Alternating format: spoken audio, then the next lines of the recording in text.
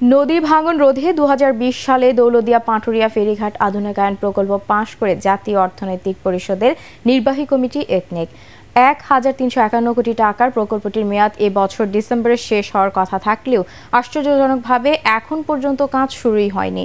এদিকে প্রকল্প বাস্তবায়ন না হওয়ায় প্রতিবছর পদ্মার ভাঙনে গৃহহীন হচ্ছে হাজারো মানুষ। রাজবাড়ী থেকে লিটন চক্রবর্তীর রিপোর্ট, জানাচ্ছেন জাহিদুল আলম। ২০২০ সালে দৌলতদিয়া ও পাটুরিয়া ফেরিঘাটে ৬টি করে আধুনিক ফেরিঘাট নির্মাণ, দৌলতদিয়া ঘাটের উজানে ৪ কিলোমিটার ও পাটুরিয়া প্রান্তে ২ কিলোমিটার নদী শাসনে প্রকল্প নেয় সরকার। প্রকল্পটি বাস্তবায়ন হলে নদী ভাঙনের কবল থেকে রক্ষা পেত দৌলতদিয়া ও দেবগ্রাম ইউনিয়নের মানুষ।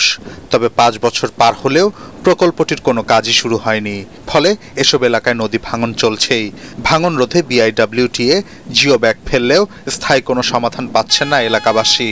আশ্বাস দিয়ে রাখতেছে যে আজ হবে না কাল হবে, এরকম আশ্বাস দিয়ে দিয়েই আমাদের অনেক নদী বাড়িঘর ভেঙে চলে গেছে। বর্ষার মৌসুমে কিছু বালু টলু বস্তা ফেলার পরে দেখা গেল ওটা আবার নদী গর্ভে বিলীন হয়ে যায়। আমার 2খান ঘর ভাঙছে, এটা গরুর ঘর, এটা নান্দন ঘর, আর ওই যে 2 টুক ছাবরা আছে।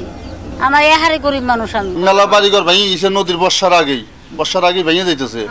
কোনো মেম্বার, চেয়ারম্যান কিংবা এমপি মহোদয় এসে আমাকে দেখতেছে না কেউ। কাজ শুরুতে এত দেরি হওয়ার কারণ হিসেবে করোনা মহামারীর কথা বলেন প্রকল্প পরিচালক। জমি অধিগ্রহণের কাজ হলে দেন আমরা তখন মূল কাজে হাত দিতে পারতাম। জমি অধিগ্রহণগুলো যে প্রক্রিয়া দিন আছে, প্রকল্প শেষ হওয়ার কথা এই ডিসেম্বরে, মানে 24 ডিসেম্বর। এটা তো 18 সালে শিডিউলে করা, যদিও 2020 পাস হয়েছে, 18 সালে শিডিউলে করা। যেহেতু ওয়াটার বোর্ডের অংশ আছে, ওয়াটার বোর্ডের অংশগুলো সব কিছু তো কি সিদ্ধান্ত আপনাকে পরে আমি বলতে পারবো।